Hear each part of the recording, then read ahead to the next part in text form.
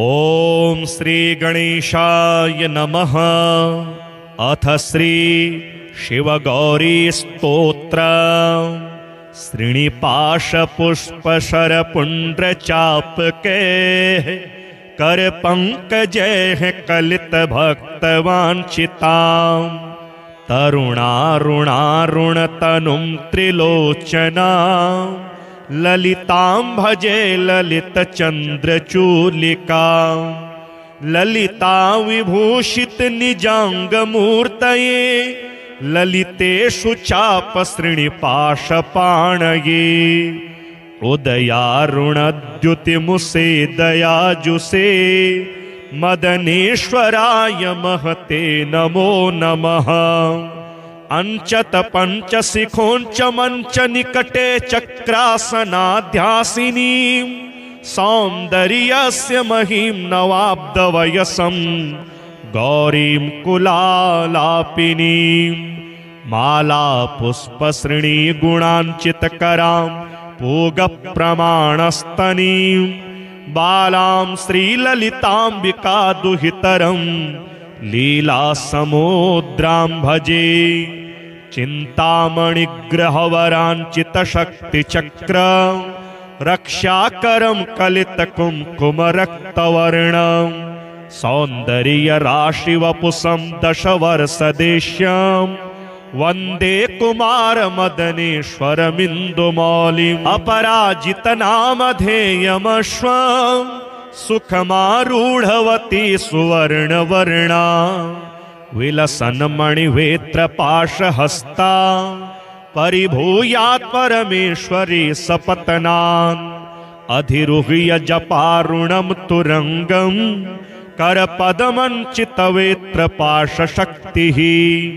परिभूत विपक्ष पक्ष कोव्या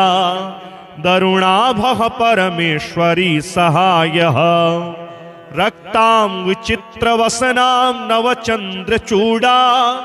मन्न प्रदान निरतां स्तनभारनम्रां नृत्यन्तमिन्दुशकलाभरणं विलोक्य हृष्टां भजे भगवतीं भवदुःखहन्त्रीं उदञ्चिता कुञ्चितवामपादं समञ्चिता हिन्दुकृशानुहस्तम् अन्नप्रदां वीक्ष्य मुदा महेशीं नटन्तमाद्यं नटमाश्रयामः अरुणारुणकोटितुल्यकान्तिं श्रीनिपाशाभयवाञ्छितप्रदानेः अनुरक्तकरां नवेन्दुचूडा मखिलेशीं भुवनेश्वरीं भजामः बालेन्दुकलितोत्तंसं बालारुण समद्युतिं पाशांकुशवराभीति करं शंभुं समाश्रये कुलाचल कुतूहलं कुसुम चाप संजीवनं कुचे कलितवलकलं गुरुकृपारसं लोचने जपास हृदयं रुचौ जपवटाभिरामं करे जटानिबिटितं कचे जयति जीवितं शाम्भवं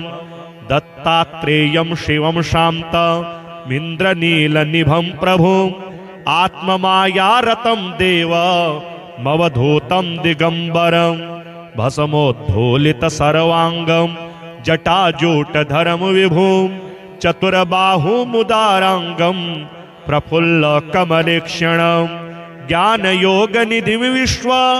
गुरुं योगी जनप्रियं भक्तानुकंपिनं सर्व साक्षिणं सिद्धसेवितम् एवं यः सततं ध्यायेत् देवदेवं सनातनं समुक्तः सर्वपापेभ्यो निःश्रेयसमवाप्नुयात्। श्री शिव पार्वती स्तोत्रम्। नमः शिवाभ्यां नवयौवनाभ्यां परस्पराश्लिष्टवपुरधराभ्यां नगेन्द्रकन्यावृषकेतनाभ्यां नमो नमः शंकर पार्वतीभ्यां नमः शिवाभ्यां सरसोत्सवाभ्यां नमस्कृताभीष्टवरप्रदाभ्यां नारायणेनार्चितपादुकाभ्यां नमो नमः शंकर पार्वतीभ्यां नमः शिवाभ्यां वृषवाहनाभ्यां विरिञ्चि विष्णुन्द्रसुपूजिताभ्यां विभूतिपाटीरविलेपनाभ्यां नमो नमः शंकर पार्वतीभ्यां नमः शिवाभ्यां जगदीश्वराभ्यां जगत्पतिभ्यां जय विग्रहाभ्यां जम्भारिमुख्य रभिवन्दिताभ्यां नमो नमः शंकर पार्वतीभ्यां नमः शिवाभ्यां परमोसदाभ्यां पंचाक्षरी पंजररंजिताभ्यां प्रपंच सृष्टि स्थिति संहृताभ्यां नमो नमः शंकर पार्वतीभ्यां नमः शिवाभ्यां अतिसुंदराभ्यां अत्यंतमासक्त हृदम्बुजाभ्यां अशेषलोकैकहितङ्कराभ्यां नमो नमः शंकर पार्वतीभ्यां नमः शिवाभ्यां कलिनाशनाभ्यां कंकालकल्याणवपुरधराभ्यां कैलासशैलस्थितदेवताभ्यां नमो नमः शंकर पार्वतीभ्यां नमः शिवाभ्यां अशुभापहाभ्यां अशेषलोकैकविशेषिताभ्यां अकुण्ठिताभ्यां स्मृतिसंभृताभ्यां नमो नमः शंकर पार्वतीभ्यां नमः शिवाभ्यां रथवाहनाभ्यां रविन्दुवैश्वानरलोचनाभ्यां राकाशशांका भमुखाम्बुजाभ्यां नमो नमः शंकर पार्वतीभ्यां नमः शिवाभ्यां जटिलन्धराभ्यां जरामृतिभ्यां च विवर्जिताभ्यां जनार्दनाब्जो भवपूजिताभ्यां नमो नमः शंकर पार्वतीभ्यां नमः शिवाभ्यां विषमेक्षणाभ्यां बिल्वच्छदामल्लिकदामभृदिभ्यां शोभावती शान्तवतीश्वराभ्यां नमो नमः शंकर पार्वतीभ्यां नमः शिवाभ्यां पशुपालकाभ्यां जगत्त्रयीरक्षणबद्धहृदभ्यां समस्तदेवा सुरपूजिताभ्यां नमो नमः शंकर पार्वतीभ्यां स्तोत्रं त्रिसन्ध्यं शिवपार्वतीभ्यां भक्त्या पठेद्वादशकं नरो यः स सर्वसौभाग्यफलानि भुङ्क्ते शतायुरान्ते शिवलोकमिति। श्रीगौरीगिरीशस्तोत्रम् चन्द्रार्धप्रभिवासिमस्तकतटौ तन्द्राविहीनौ सदा भक्तौध प्रतिपालने निजतनु छायाजितार्कायुतौ शृङ्गाद्रिस्थविवाहमण्डपगतौ कारुण्यवारान्निधे कल्याणं तनुतां समस्तजगतां गौरीगिरीशौ मुदा अन्योन्यार्चन तत्परौ मधुरवाक् संतोषितान्योन्यकौ चन्द्रार्धाञ्चितशेखरौ प्रणमता मिष्टार्थदौ सत्वरं शृङ्गाद्रिस्थविवाहमण्डपगतौ शृङ्गारजन्मावती कल्याणं तनुतां समस्तजगतां गौरीगिरीशौ मुदा सौदर्येण परस्परं प्रमुदिता वन्योन्यचित्तस्थितौ राकाचन्द्रसमानवक्त्रकमलौ पादाब्जकालङ्कृतौ शृङ्गाद्रिस्थविवाहमण्डपगतौ गंगातटावासिनौ कल्याणं तनुतां समस्तजगतां गौरीगिरीशौ मुदा सिंहोऽस्याग्रगतिमहोन्नतपदं सम्प्रापयन्तौ नता नंहोराशिनिवारणैकनिपुणौ ब्रह्मोग्रविष्णुर्चितौ श्रृङ्गाद्रिस्थविवाहमण्डपगतौ गाङ्गेयभूसोज्ज्वलौ कल्याणं तनुतां समस्तजगतां गौरीगिरीशौ मुदा कस्तूरी घनसार चरचित तनु प्रत्यूयमानौ सुरे रस्तुक्त्या प्रणतेष्टपूर्ण करो वस्तुपलब्धिप्रदौ श्रृङ्गाद्रिस्थविवाहमण्डपगतौ वङ्गावधूतेन्दुभौ कल्याणं तनुतां समस्तजगतां गौरीगिरीशौ मुदा वाणी निर्जित हंस कोकिल रवौ पाणिकृताम्भोरुहौ वेणीकेशविनिर्जिता हि चपलौ शोणी समानक्षमौ श्रृङ्गाद्रिस्थविवाहमण्डपगतौ तुङ्गेष्टजालप्रदौ कल्याणं तनुतां समस्तजगतां गौरीगिरीशौ मुदा कामापत्तिविभूतिकारणरसौ सोमार्धभूसोज्ज्वलौ सामाम्नाय सुगीयमानचरितौ रामार्चिताङ्गिद्वयौ श्रृङ्गाद्रिस्थविवाहमण्डपगतौ माणिक्यभूषान्वितौ कल्याणं तनुतां समस्तजगतां गौरीगिरीशौ मुदा दम्भाहङ्कृतिदोषशून्यपुरुषे सम्भावनीयौ सदा जम्भारातिमुखामरेन्द्रविनुतौ कुम्भात्मजाद्यर्चितौ श्रृङ्गाद्रिस्थविवाहमण्डपगतौ वाग्दानदीक्षाधरौ कल्याणं तनुतां समस्तजगतां गौरीगिरीशौ मुदा शापानुग्रहशक्तिदाननिपुणौ तापापनो दक्षमौ सोपानक्रमतोऽधिकारिभिरनु प्राप्यौ क्षमासागरौ श्रृङ्गाद्रिस्थविवाहमण्डपगतौ लावण्यपाथो निधि कल्याणं तनुतां समस्तजगतां गौरीगिरीशौ मुदा शोणाम्भोरुहतुल्यपादयुगलौ बाणार्चना तोषितौ वीणाधृङ्मुनिगीयमानविभवौ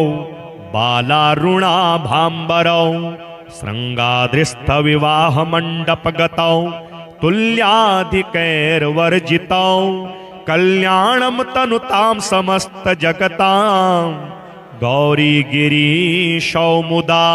श्रीनिपाशपुष्पशरपुण्ड्रचापके करपङ्कजैः कलितभक्तवाञ्छितां तरुणारुणारुणतनुं त्रिलोचनां ललितां भजे ललितचन्द्रचूलिकां ललिता विभूषित निजाङ्गमूर्तये ललितेषु चापश्रीनिपाशपाणये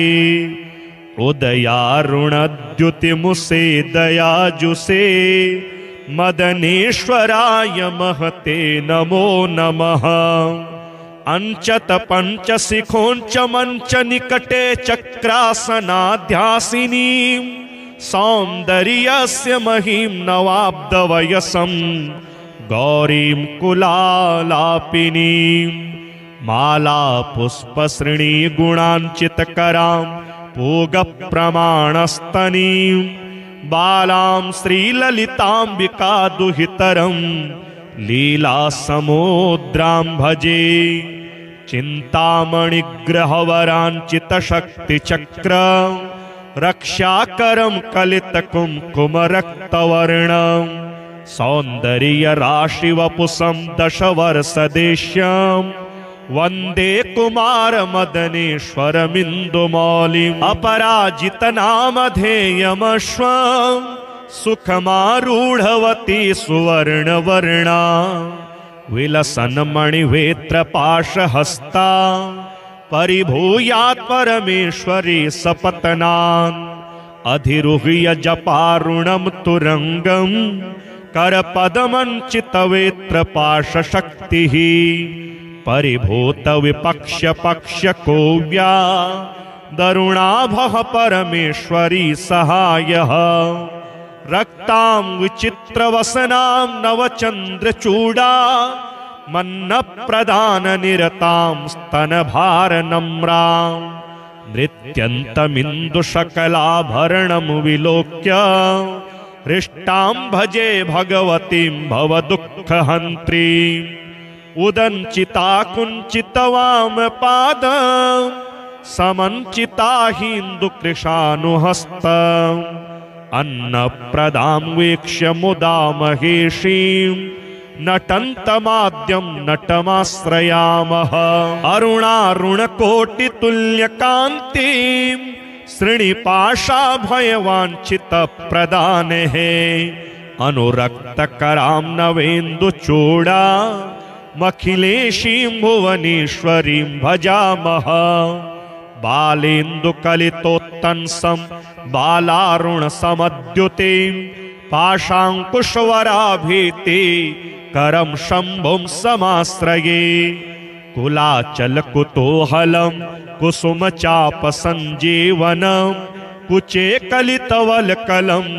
गुरुकृपारसं लोचने जपासहृदयं रुचौ जपवटाभिरामं करे जटानिबिटितं कचे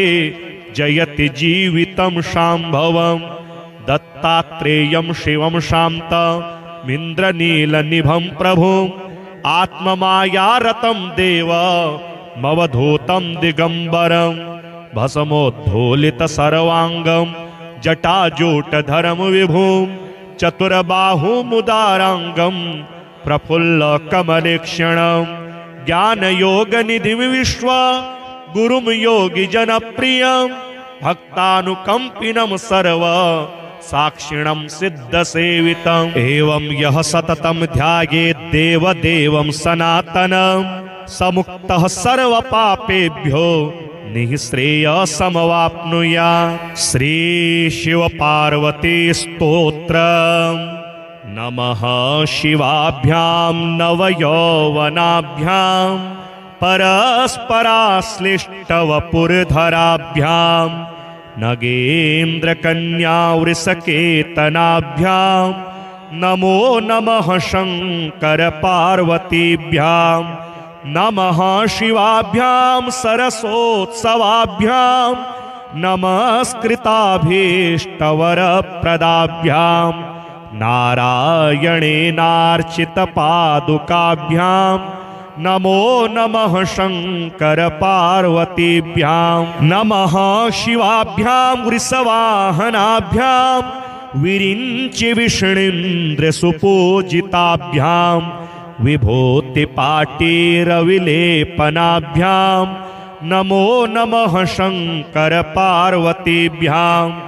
नमः शिवाभ्यां जगदीश्वराभ्यां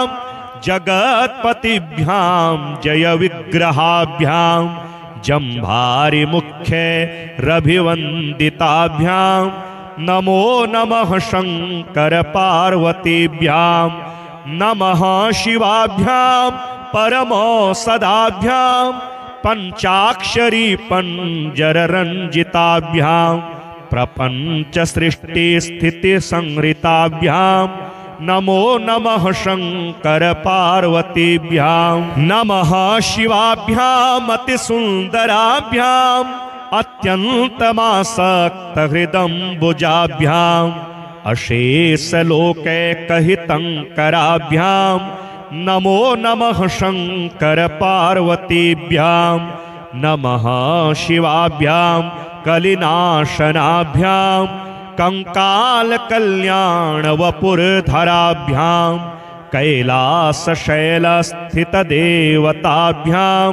नमो नमः शंकर पार्वतीभ्यां नमः शिवाभ्याम शुभापहाभ्याम अशेषलोकैकविशेषिताभ्याम अकुंठिताभ्याम स्मृतिसंभृताभ्याम नमो नमः शंकर पार्वतीभ्यां नमः शिवाभ्याम रथवाहनाभ्याम रविन्दुवैश्वानरलोचनाभ्यां राकाशशांका भमुखाम्बुजाभ्यां नमो नमः शंकर पार्वतीभ्यां नमः शिवाभ्यां जटिलंधराभ्यां जरामृतिभ्यां च विवर्जिताभ्यां जनार्दनाब्जो भवपूजिताभ्यां नमो नमः शंकर पार्वतीभ्यां नमः शिवाभ्यां विषमेक्षणाभ्यां बिल्वच्छदामल्लिकदामभृदिभ्यां शोभावती शान्तवतीश्वराभ्यां नमो नमः शंकर पार्वतीभ्यां नमः शिवाभ्यां पशुपालकाभ्यां जगत्त्रयीरक्षणबद्धहृदयाभ्यां समस्तदेवा सुरपूजिताभ्यां नमो नमः शंकर पार्वतीभ्यां स्तोत्रं त्रिसन्ध्यं शिवपार्वतीभ्यां भक्त्या पठे द्वादशकं नरो यः स सर्वसौभाग्यफलानि भुङ्क्ते शतायुरान्ते शिवलोकमिति। श्रीगौरी गिरीश स्तोत्र चंद्रार्ध प्रभिवासि मस्तकतटौ तंद्राविहीनौ सदा भक्तौध प्रतिपालने निजतनु छायाजितार्कायुतौ श्रृंगाद्रिस्थ विवाह मंडपगतौ कारुण्यवारान्निधि कल्याणं तनुतां समस्त जगतां गौरी गिरीशौ मुदा अन्योन्यार्चन तत्परौ मधुरवाक् संतोषितान्योन्यकौ चंद्रार्धांचित शेखरौ प्रणमता मिष्टार्थदौ सत्वरं श्रृंगाद्रिस्थ विवाह मंडपगतौ श्रृंगार जन्मावती कल्याणं तनुतां समस्त जगतां गौरी गिरीशौ मुदा सौदर्येण परस्परं प्रमुदिता वन्योन्यचित्तस्थितौ राका चंद्र समान वक्त्र कमलौ पादाब्जकालंकृतौ श्रृंगाद्रिस्थ विवाह मंडपगतौ गंगातटावासिनौ कल्याणं तनुतां समस्त जगतां गौरी गिरीशौ मुदा सिंहोश्याग्रगति महोन्नत पदं संप्रापयन्तौ नता नंहोराशि निवारणैक निपुणौ ब्रह्मोग्रवेश्वर्चितौ श्रृंगाद्रिस्थ विवाह मंडपगतौ गांगेय भूसोज्ज्वलौ कल्याणं तनुतां समस्त जगतां गौरी गिरीशौ मुदा कस्तूरी घनसार चरचित तनु प्रत्यूयमानौ सुरे रस्तुक्त्या प्रणतेष्ट पूर्ण करो वस्तुपलब्धि प्रदौ श्रृंगाद्रिस्थ विवाह मंडपगतौ वंगावधूतेन्दुभौ कल्याणं तनुतां समस्त जगतां गौरी गिरीशौ मुदा वाणी निर्जित हंस कोकिल रवौ पाणिकृतांभोरुहौ वेणीकेश विनिर्जिता हि चपलौ शोणी समानक्षमौ श्रृंगाद्रिस्थ विवाह मंडपगतौ तुंगेष्टजालप्रदौ कल्याणं तनुतां समस्त जगतां गौरी गिरीशौ मुदा कामापत्ति विभूति कारण रसौ सोमार्धभूसोज्ज्वलो सामाम्नाय सुगीयमान चरितो रामार्चितांगे द्वयो श्रृंगाद्रिस्थविवाह मंडपगतो माणिक्यभूषान्वितो कल्याणम तनुतां समस्त जगतां गौरी गिरीशौ मुदा दंभाहंकृति दोष शून्य पुरुषे संभावनीयौ सदा जंभाराति मुखामरेन्द्र विनुतौ कुंभात्मजाद्यर्चितौ श्रृंगाद्रिस्थ विवाह मंडपगतौ वाग्दान दीक्षाधरौ कल्याणम तनुतां समस्त जगतां गौरी गिरीशौ मुदा शापानुग्रह शक्तिदान निपुणौ तापापनो दक्षमौ सोपान क्रमतोधिकारिभिरनु प्राप्यौ क्षमा सागरौ श्रृंगाद्रिस्थ विवाह मंडपगतौ लावण्यपाथो निधि कल्याणं तनुतां समस्त जगतां गौरी गिरीशौ मुदा शोणाम्भोरुहतुल्य पादयुगलौ बाणार्चना तोषितौ वीणा धृङ्मुनिगीयमान विभवौ बालारुणाभाम्बरौ श्रृंगाद्रिस्थ विवाह मंडपगतौ तुल्याधिकैर्वर्जितौ कल्याणं तनुतां समस्त जगतां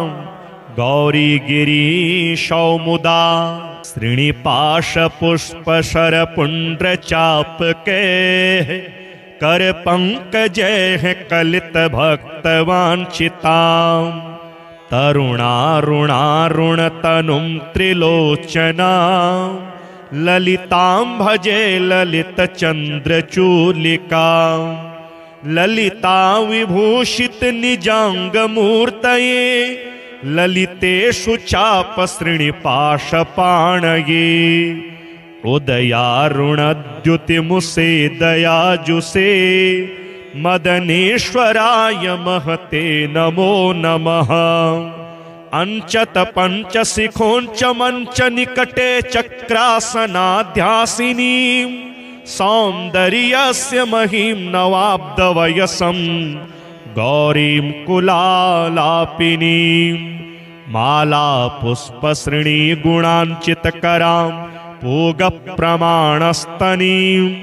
बालां श्रीललिताम्बिका दुहितरं लीलासमुद्रां भजे चिन्तामणिग्रहवराञ्चितशक्तिचक्र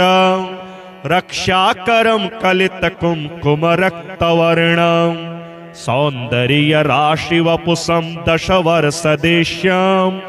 वन्दे कुमारमदनेश्वरमिन्दुमौलिम् अपराजितनामधेयमश्वं सुखमारूढवती सुवर्णवर्णा विलसन्मणिवेत्रपाशहस्ता परिभूयात् परमेश्वरी सपत्नान् अधिरुह्य जपारुणं तुरंगं करपदमञ्चितवेत्रपाशशक्तिः परिभूत विपक्ष पक्ष कोव्या दरुणाभः परमेश्वरी सहायः रक्तां विचित्रवसनां नवचन्द्रचूडा मन्नप्रदान निरतां स्तनभारनम्रां नृत्यन्तमिन्दुशकलाभरणं विलोक्य हृष्टां भजे भगवतीं भवदुःखहन्त्रीम् उदञ्चिता कुञ्चितवामपादं समञ्चिता हिन्दुकृशानुहस्तम् अन्नप्रदां वीक्ष्य मुदा महेशीं नटन्तमाद्यं नटमाश्रयामः अरुणारुणकोटितुल्यकान्तिं श्रीनिपाशाभयवाञ्छितप्रदानेः अनुरक्तकरां नवेन्दुचूडा मखिलेशीं भुवनेश्वरीं भजामः बालेन्दुकलितोत्तंसं बालारुणसमद्युतिं पाशाङ्कुशवराभीति करं शम्भुं समाश्रये कुलाचल कुतूहलं कुसुमचापसञ्जीवनं कुचे कलितवल्कलं गुरुकृपारसं लोचने जपास हृदयं रुचौ जपवटाभिरामं करे जटानिबिटितं कचे जयति जीवितं शाम्भवं दत्तात्रेयं शिवं शान्तमिन्द्रनीलनिभं प्रभुम् आत्ममायारतं देवमवधूतं दिगंबरं भस्मोद्धूलित सर्वांगं जटाजूटधरं विभुं चतुर्बाहुमुदारांगं प्रफुल्ल कमलेक्षणं ज्ञानयोगनिधिं विश्व गुरुं योगी जनप्रियं भक्तानुकंपिनं सर्व साक्षिणं सिद्धसेवितम् एवं यः सततं ध्यायेत् देवदेवं सनातनं समुक्तः सर्वपापेभ्यो निःश्रेयसमवाप्नुयात्। श्री शिव पार्वती स्तोत्रम्। नमः शिवाभ्यां नवयौवनाभ्यां परस्पराश्लिष्टवपुरधराभ्यां नगेन्द्रकन्यावृषकेतनाभ्यां नमो नमः शंकर पार्वतीभ्यां नमः शिवाभ्यां सरसोत्सवाभ्यां नमस्कृताभीष्टवरप्रदाभ्यां नारायणेनार्चितपादुकाभ्यां नमो नमः शंकर पार्वतीभ्यां नमः शिवाभ्यां वृषवाहनाभ्यां विरिञ्चि विष्णुन्द्र सुपूजिताभ्यां विभूतिपाटीरविलेपनाभ्यां नमो नमः शंकर पार्वतीभ्यां नमः शिवाभ्यां जगदीश्वराभ्यां जगत्पतिभ्यां जय विग्रहाभ्यां जम्भारि मुख्य रभिवन्दिताभ्यां नमो नमः शंकर पार्वतीभ्यां नमः शिवाभ्यां परमौषधाभ्यां पंचाक्षरी पंजररंजिताभ्यां प्रपंच सृष्टि स्थिति संहृताभ्यां नमो नमः शंकर पार्वतीभ्यां नमः शिवाभ्यां अतिसुन्दराभ्यां अत्यन्तमासक्त हृदम्बुजाभ्यां अशेषलोकैकहितङ्कराभ्यां नमो नमः शंकर पार्वतीभ्यां नमः शिवाभ्यां कलिनाशनाभ्यां कंकाल कल्याण वपुरधराभ्यां कैलासशैलस्थित देवताभ्यां नमो नमः शंकर पार्वतीभ्यां नमः शिवाभ्यां अशुभापहाभ्यां अशेषलोकैकविशेषिताभ्यां अकुण्ठिताभ्यां स्मृतिसंभृताभ्यां नमो नमः शंकर पार्वतीभ्यां नमः शिवाभ्यां रथवाहनाभ्यां रविन्दुवैश्वानरलोचनाभ्यां राकाशशांका भमुखाम्बुजाभ्यां नमो नमः शंकर पार्वतीभ्यां नमः शिवाभ्यां जटिलंधराभ्यां जरामृतिभ्यां च विवर्जिताभ्यां जनार्दनाब्जो भवपूजिताभ्यां नमो नमः शंकर पार्वतीभ्यां नमः शिवाभ्यां विषमेक्षणाभ्यां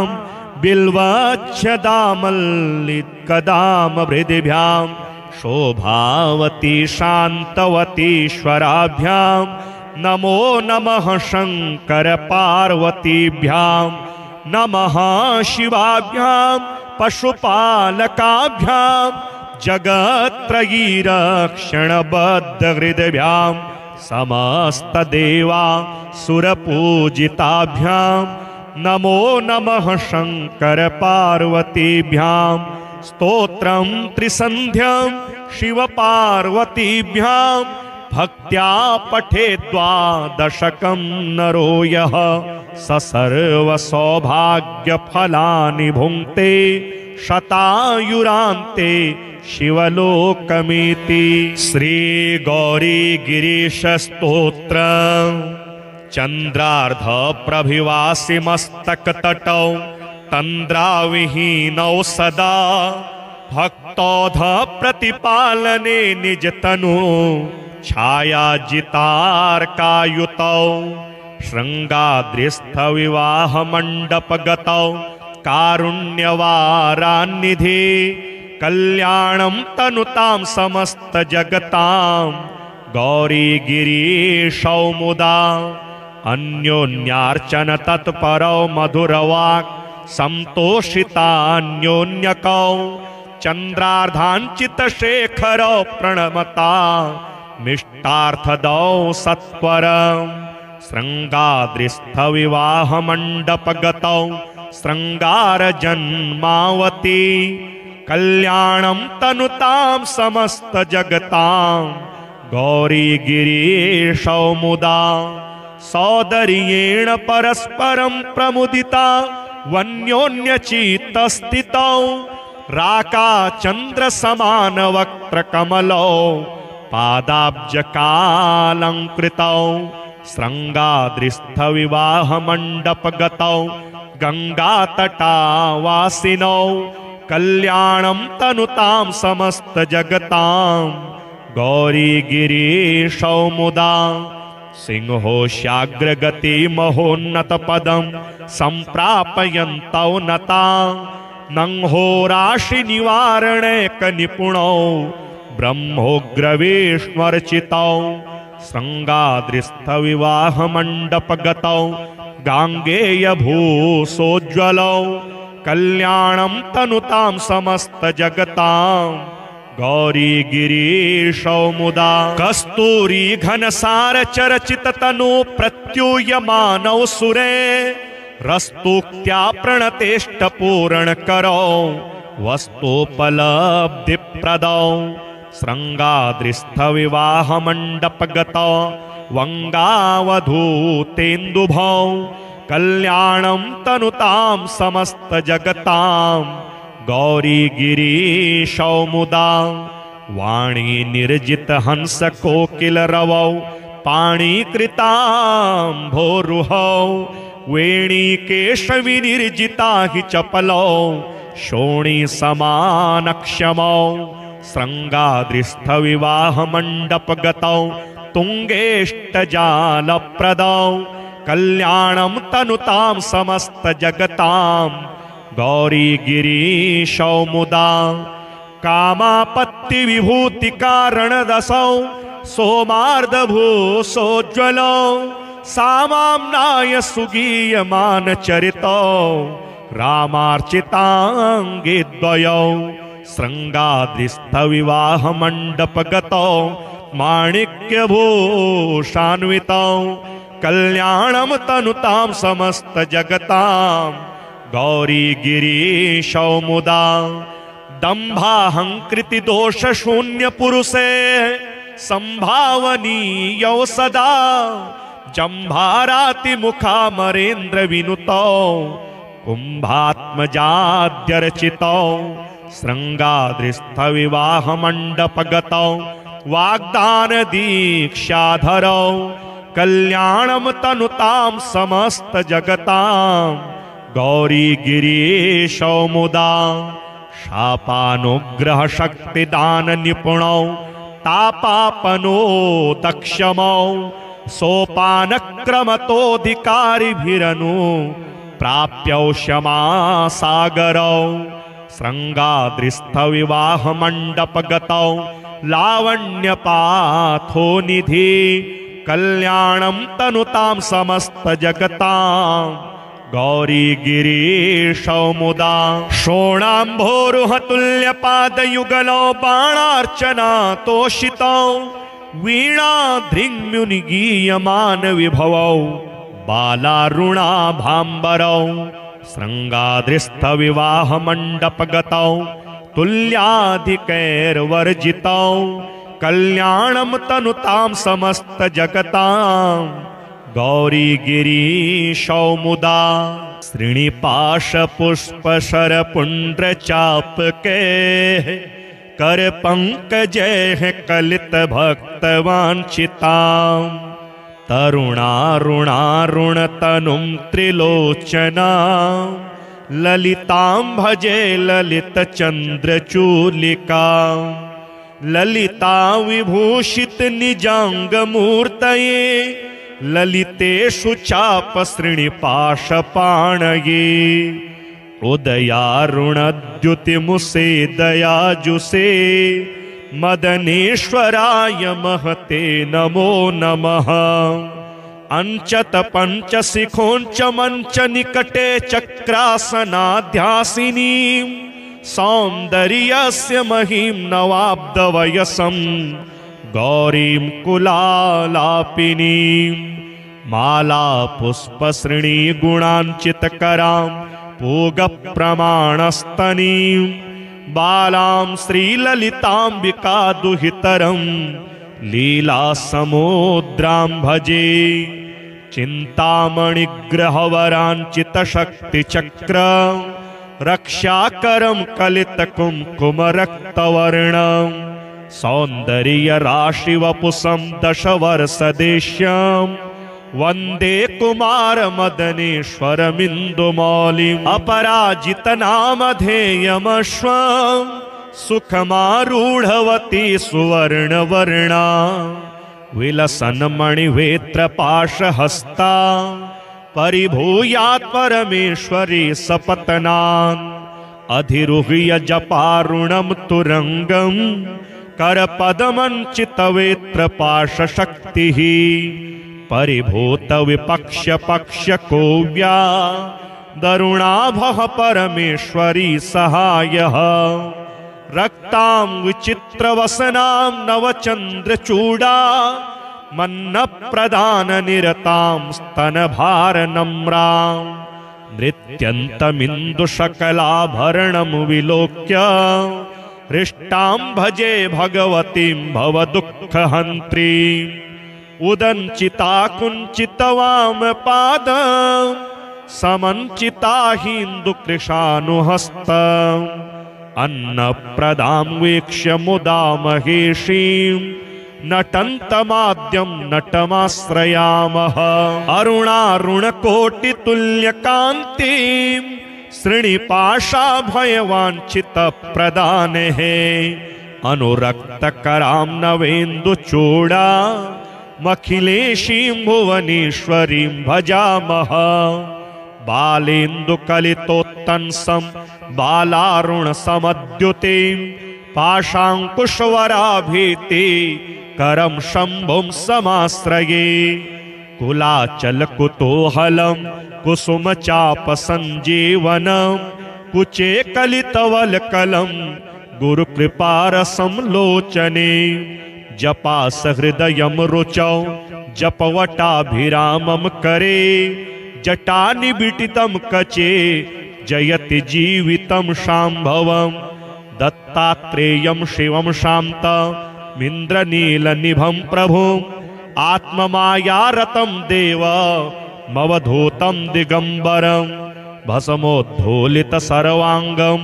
जटाजूटधरं विभुं चतुर्बाहुमुदाराङ्गं प्रफुल्लकमलेक्षणं ज्ञानयोगनिधिं विश्वा गुरुं योगिजनप्रियं भक्तानुकम्पिनं सर्व साक्षिणं सिद्धसेवितम् एवं यः सततं ध्यायेत् देवदेवं सनातनं समुक्तः सर्वपापेभ्यो निःश्रेयसमवाप्नुयात्। श्री शिव पार्वती स्तोत्रम्। नमः शिवाभ्यां नवयौवनाभ्यां परस्पराश्लिष्टवपुरधराभ्यां नगेन्द्रकन्यावृषकेतनाभ्यां नमो नमः शंकर पार्वतीभ्यां नमः शिवाभ्यां सरसोत्सवाभ्यां नमस्कृताभीष्टवरप्रदाभ्यां नारायणेनार्चितपादुकाभ्यां नमो नमः शंकर पार्वतीभ्यां नमः शिवाभ्यां वृषवाहनाभ्यां विरिञ्चि विष्णुन्द्र सुपूजिताभ्यां विभूतिपाटीरविलेपनाभ्यां नमो नमः शंकर पार्वतीभ्यां नमः शिवाभ्यां जगदीश्वराभ्यां जगत्पतिभ्यां जय विग्रहाभ्यां जम्भारि मुख्य रभिवन्दिताभ्यां नमो नमः शंकर पार्वतीभ्यां नमः शिवाभ्यां परमोसदाभ्यां पंचाक्षरी पंजररंजिताभ्यां प्रपंच सृष्टि स्थिति संहृताभ्यां नमो नमः शंकर पार्वतीभ्यां नमः शिवाभ्यां अतिसुंदराभ्यां अत्यंतमासक्त हृदम्बुजाभ्यां अशेषलोकैकहितङ्कराभ्यां नमो नमः शंकर पार्वतीभ्यां नमः शिवाभ्यां कलिनाशनाभ्यां कंकाल कल्याण वपुरधराभ्यां कैलासशैलस्थितदेवताभ्यां नमो नमः शंकर पार्वतीभ्यां नमः शिवाभ्यां अशुभापहाभ्यां अशेषलोकैकविशेषिताभ्यां अकुण्ठिताभ्यां स्मृतिसंभृताभ्यां नमो नमः शंकर पार्वतीभ्यां नमः शिवाभ्यां रथवाहनाभ्यां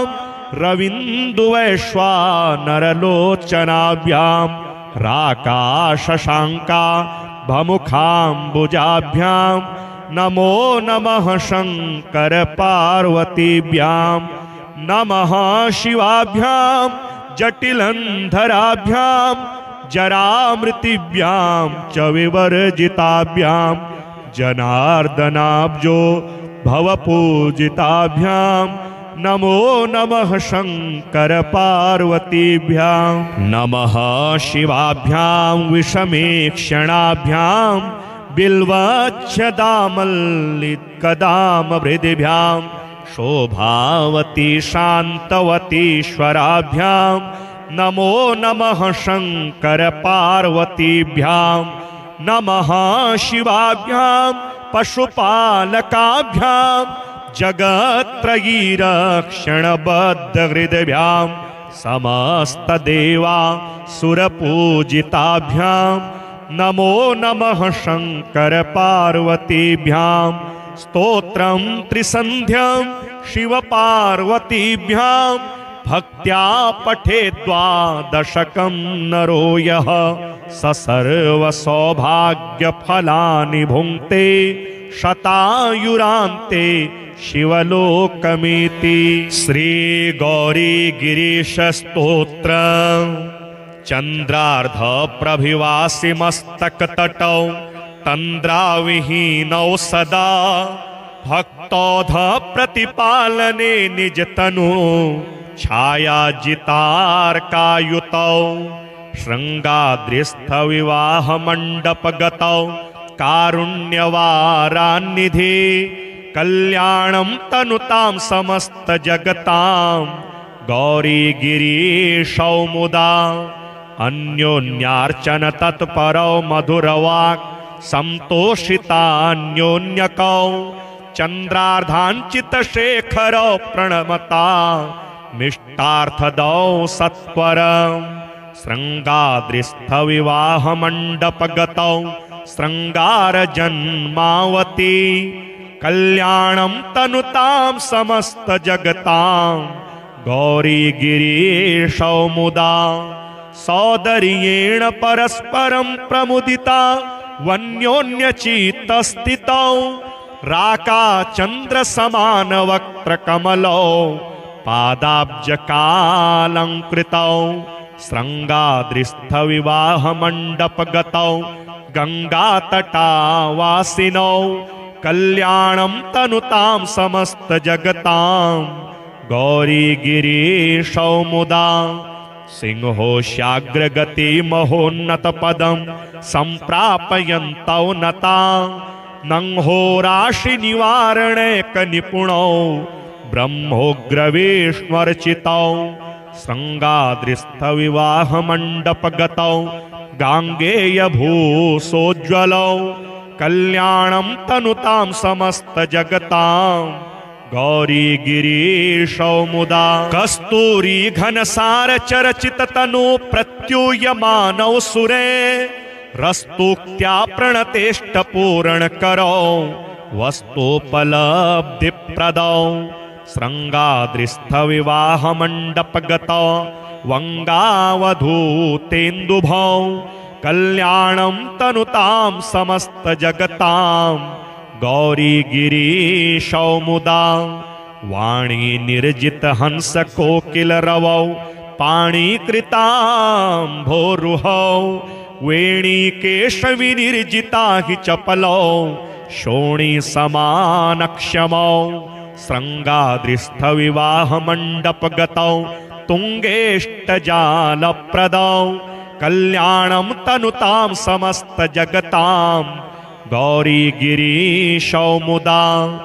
कामापत्तिविभूतिकारणरसौ सोमार्धभूसोज्ज्वलौ सामाम्नाय सुगीयमानचरितौ रामार्चिताङ्गिद्वयौ श्रृङ्गाद्रिस्थविवाहमण्डपगतौ माणिक्यभूषान्वितौ कल्याणं तनुतां समस्तजगतां गौरीगिरीशौ मुदा दम्भाहङ्कृतिदोषशून्यपुरुषे सम्भावनीयौ सदा जम्भारातिमुखामरेन्द्रविनुतौ कुम्भात्मजाद्यर्चितौ श्रृङ्गाद्रिस्थविवाहमण्डपगतौ वाग्दानदीक्षाधरौ कल्याणं तनुतां समस्तजगतां गौरीगिरीशौ मुदा शापानुग्रहशक्तिदाननिपुणौ तापापनो दक्षमौ सोपानक्रमतोऽधिकारिभिरनु प्राप्यौ क्षमासागरौ श्रृङ्गाद्रिस्थविवाहमण्डपगतौ लावण्यपाथो निधि कल्याणं तनुतां समस्तजगतां गौरीगिरीशौ मुदा शोणाम्भोरुहतुल्यपादयुगलौ बाणार्चनातोषितौ वीणाधृङ्मुनिगीयमानविभवौ बालारुणाभाम्बरौ श्रृङ्गाद्रिस्थविवाहमण्डपगतौ तुल्याधिकैर्वर्जितौ कल्याणं तनुतां समस्तजगतां गौरीगिरीशौ मुदा श्रीनिपाशपुष्पशरपुण्ड्रचापके करपङ्कजैः कलितभक्तवाञ्छितां तरुणारुणारुणतनुं त्रिलोचनां ललितां भजे ललितचन्द्रचूलिकां ललिता विभूषित निजाङ्गमूर्तये ललितेषु चापश्रीनिपाशपाणये उदयारुणद्युतिमुसे दयाजुषे मदनेश्वराय महते नमो नमः अंचत पंचशिखोंच मंच निकटे चक्रासनाध्यासिनी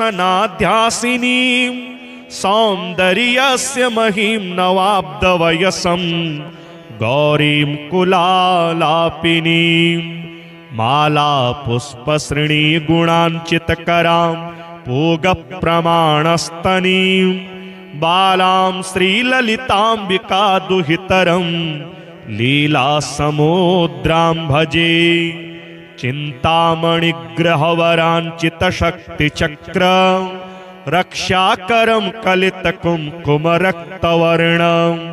सौन्दर्यराशिवपुषं दशवर्षदेश्यं वंदे कुमार मदनेश्वरमिन्दुमौलिम् अपराजितनामधेयमश्वम् सुखमारूढवती सुवर्णवर्णा विलसन्मणिवेत्रपाशहस्ता परिभूयात् परमेश्वरी सपत्नान् अधिरुह्य जपारुणं तुरंगम् करपदमञ्चितवेत्रपाशशक्तिः परिभूत विपक्ष पक्ष कोव्या दरुणाभः परमेश्वरी सहायः रक्तां विचित्रवसनां नवचन्द्रचूडा मन्नप्रदाननिरतां स्तनभारनम्रां नृत्यन्तमिन्दुशकलाभरणं विलोक्य हृष्टां भजे भगवतीं भवदुःखहन्त्रीम् उदञ्चिता कुञ्चितवामपादं समञ्चिता हिन्दुकृशानुहस्तम् अन्नप्रदां वीक्ष्य मुदा महेशीं नटन्तमाद्यं नटमाश्रयामः अरुणारुणकोटितुल्यकान्तिं श्रीनिपाशाभयवाञ्छितप्रदानेः अनुरक्तकरां नवेन्दुचूडा मखिलेशीं भुवनेश्वरीं भजामः बालेन्दुकलितोत्तंसं बालारुणसमद्युतिं पाशाङ्कुशवराभीति करं शम्भुं समाश्रये कुलाचलकुतूहलं कुसुमचापसञ्जीवनं कुचे कलितवल्कलं गुरुकृपारसं लोचने जपासहृदयं रुचौ जपवटाभिरामं करे जटानिबिटितं कचे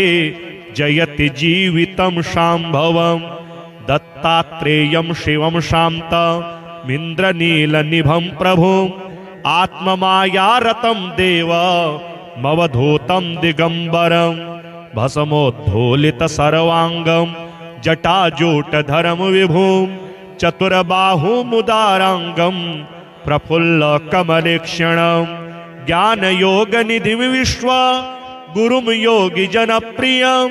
भक्तानुकम्पिनं सर्व साक्षिणं सिद्धसेवितम् एवं यः सततं ध्यायेत् देवदेवं सनातनं समुक्तः सर्वपापेभ्यो निःश्रेयसमवाप्नुयात्। श्री शिव पार्वती स्तोत्रम्। नमः शिवाभ्यां नवयौवनाभ्यां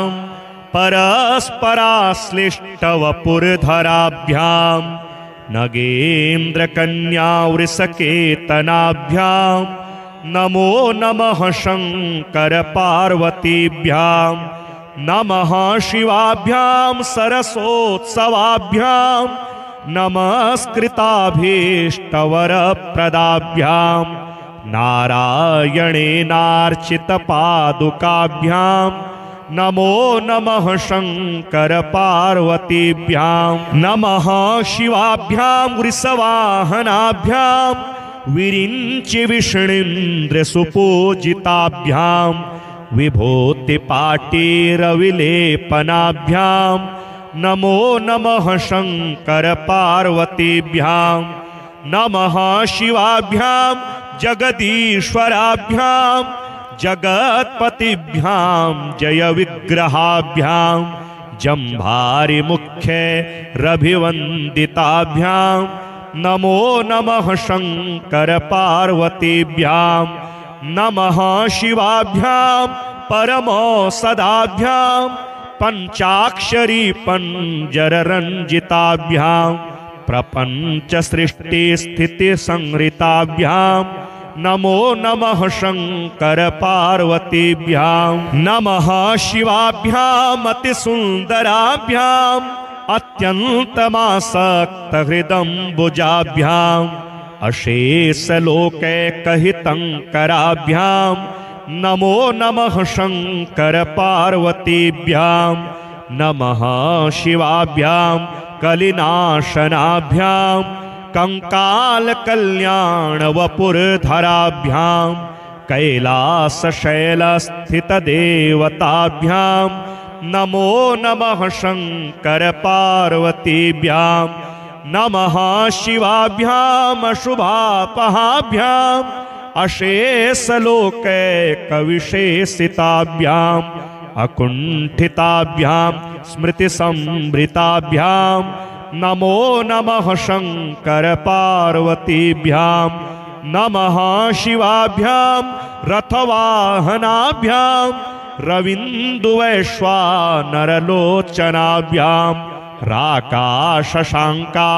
भमुखाम्बुजाभ्यां नमो नमः शंकर पार्वतीभ्यां नमः शिवाभ्यां जटिलंधराभ्यां जरामृतिभ्यां च विवर्जिताभ्यां जनार्दनाब्जो भवपूजिताभ्यां नमो नमः शंकर पार्वतीभ्यां नमः शिवाभ्यां विषमेक्षणाभ्यां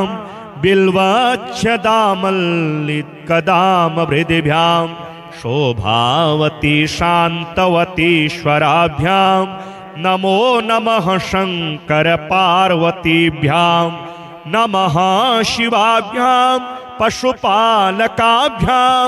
जगत्त्रयीरक्षणबद्धहृदभ्यां समस्तदेवा सुरपूजिताभ्यां नमो नमः शंकर पार्वतीभ्यां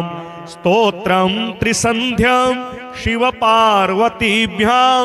भक्त्या पठेद्वादशकं नरो यः स सर्वसौभाग्यफलानि भुङ्क्ते शतायुरान्ते शिवलोकमिति। श्रीगौरीगिरीशस्तोत्रम् चन्द्रार्धप्रभिवासिमस्तकतटौ तन्द्राविहीनौ सदा भक्तौध प्रतिपालने निजतनु छायाजितार्कायुतौ शृङ्गाद्रिस्थविवाहमण्डपगतौ कारुण्यवारान्निधे कल्याणं तनुतां समस्तजगतां गौरीगिरीशौ मुदा अन्योन्यार्चन तत्परौ मधुरवाक् संतोषितान्योन्यकौ चन्द्रार्धाञ्चितशेखरौ प्रणमता मिष्टार्थदौ सत्वरं शृङ्गाद्रिस्थविवाहमण्डपगतौ शृङ्गारजन्मावती कल्याणं तनुतां समस्तजगतां गौरीगिरीशौ मुदा सौदर्येण परस्परं प्रमुदिता वन्योन्यचित्तस्थितौ राकाचन्द्रसमानवक्त्रकमलौ पादाब्जकालङ्कृतौ शृङ्गाद्रिस्थविवाहमण्डपगतौ गङ्गातटावासिनौ कल्याणं तनुतां समस्तजगतां गौरीगिरीशौ मुदा सिंहोष्याग्रगतिमहोन्नतपदं सम्प्रापयन्तौ नता नंहोराशिनिवारणैकनिपुणौ ब्रह्मोग्रविष्णुर्चितौ शृङ्गाद्रिस्थविवाहमण्डपगतौ गाङ्गेयभूसोज्ज्वलौ कल्याणं तनुतां समस्तजगतां गौरीगिरीशौ मुदा कस्तूरी घनसारचरचिततनु प्रत्यूयमानौ सुरे रस्तूक्त्या प्रणतेष्टपूरणकरौ वस्तुपलब्धिप्रदौ